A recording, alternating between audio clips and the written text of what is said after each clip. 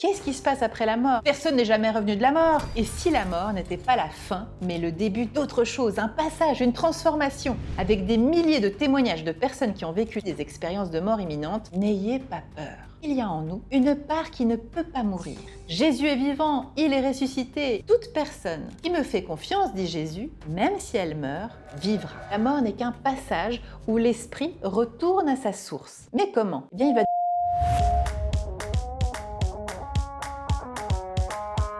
Bienvenue au Bible Talk. Ici, on ne fait pas qu'étudier la Bible, on l'explore pour se laisser transformer dans la voie du Christ, expérimenter la présence de Dieu, trouver la paix, la confiance et l'espérance. Je m'appelle Carolina Costa, je suis pasteur de l'église protestante de Genève et si tu veux que j'explore un verset en particulier, tu peux cliquer sur le premier lien en description ou sur le lien qui se trouve sur le premier commentaire figé. Et découvrons ensemble le verset de cette vidéo. Évangile de Jean, chapitre 11, verset 25, Jésus dit « Je suis la résurrection et la vie ». Et si la mort n'était pas la fin, mais le début d'autre chose, un passage, une transformation? Personne n'est jamais revenu de la mort, continuent de dire certaines personnes. Pourtant aujourd'hui, avec des milliers de témoignages de personnes qui ont vécu des NDE ou des EMI, des expériences de mort imminente, on ne peut plus dire cette phrase. Mais surtout, les chrétiennes et les chrétiens ont une expérience millénaire à ce sujet. Et nous en témoignons chaque année à Pâques lorsque nous disons « Jésus est vivant, il est ressuscité, il est vraiment ressuscité ». Et si la question n'était pas seulement « Que se passe-t-il après la mort ?», mais aussi «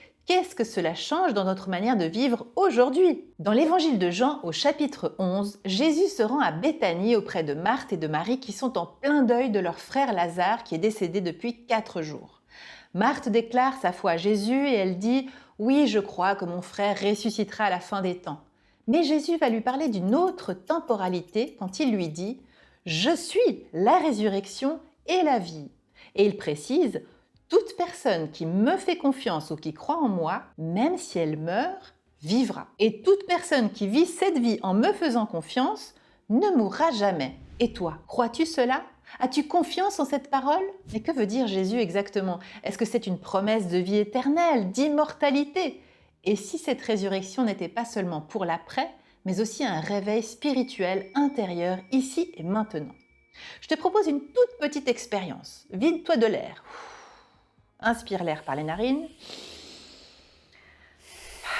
C'est un geste que tu fais tous les jours sans réfléchir. Si cette vidéo te parle et que tu as envie d'explorer la Bible de cette manière ouverte et dans cette voie intérieure du Christ, tu peux aussi me rejoindre au Puits de l'Évangile ou dans la communauté Agapay en ligne pour des soirées d'échange et des formations plus longues. Tu trouveras tous les liens au bas de cette vidéo. Continuons maintenant d'explorer le verset de notre vidéo. C'est-à-dire que Dieu te donne son souffle, son esprit à chaque seconde et tu n'as rien à faire pour le mériter, c'est gratuit.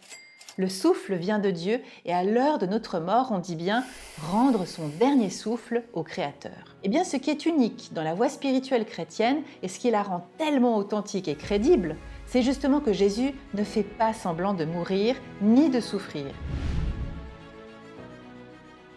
Il partage tout de notre condition humaine.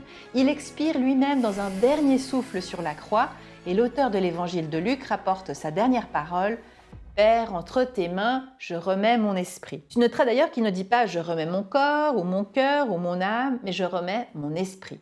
Eh bien, en grec ancien, le mot « esprit », pneuma, on peut le traduire aussi comme « souffle ». Et c'est exactement le même mot pour parler de quoi? De l'Esprit Saint. Ça commence peut-être à te rappeler quelque chose, les paroles de Paul qui lui-même a expérimenté cette vérité quand il dit « Vous êtes le temple de l'Esprit de Dieu ». Donc, toute personne qui me fait confiance, dit Jésus, même si elle meurt, vivra. Ça signifie une chose essentielle et pleine d'espérance, c'est qu'il y a en nous une part qui ne peut pas mourir et que Jésus veut révéler en nous. C'est le souffle, la vie même de Dieu en nous. Jésus nous montre que la mort n'est qu'un passage où l'esprit retourne à sa source. Mais comment? Eh bien, il va nous donner la piste justement en mourant lui-même. Souviens-toi qu'après la mort de Jésus, les disciples, bien sûr, ils sont frappés de plein fouet par le deuil.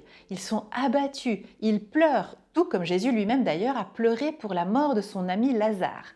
Et là encore, la foi chrétienne ne fait pas abstraction de la mort, elle prend la réalité de la mort et son déchirement très au sérieux.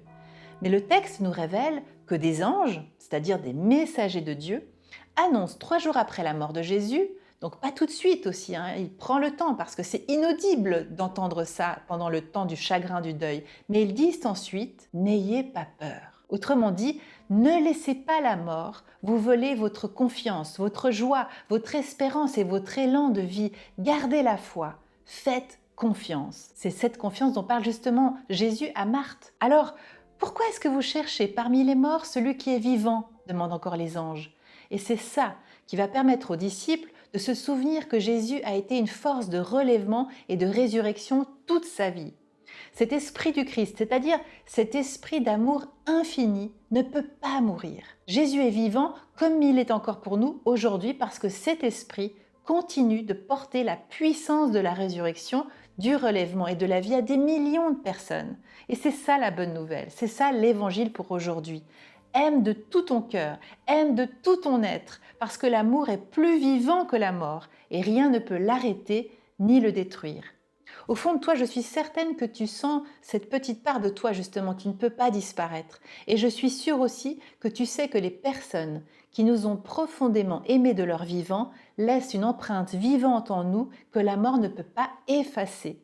Au point qu'on peut même sentir parfois leur présence dans l'invisible ou recevoir des signes subtils de leur part. Peut-être que ça t'est déjà arrivé. Jésus n'a jamais cessé de déclarer que le royaume de Dieu, c'est-à-dire le royaume où règne le tout amour, il est déjà présent au milieu de nous, en nous, et qu'il se révélera pleinement après notre mort. Alors peut-être que finalement la vraie question ce n'est pas qu'est-ce qui se passe après la mort, mais plutôt comment vivre aujourd'hui en étant déjà habité par ce souffle vivant. Que ferais-tu maintenant si tu n'avais plus peur ni de mourir ni de vivre parce que tu sais que c'est l'amour qui aura le dernier mot. N'hésite pas à me laisser ta réponse dans les commentaires pour que je puisse le découvrir. Si tu as encore envie d'approfondir la question de la résurrection, je t'invite à visionner cette nouvelle vidéo où j'aborde la question de la résurrection sous un angle différent parce que les textes sont très variés sur cette question. Il y a toujours quelque chose de nouveau à découvrir dans l'Évangile.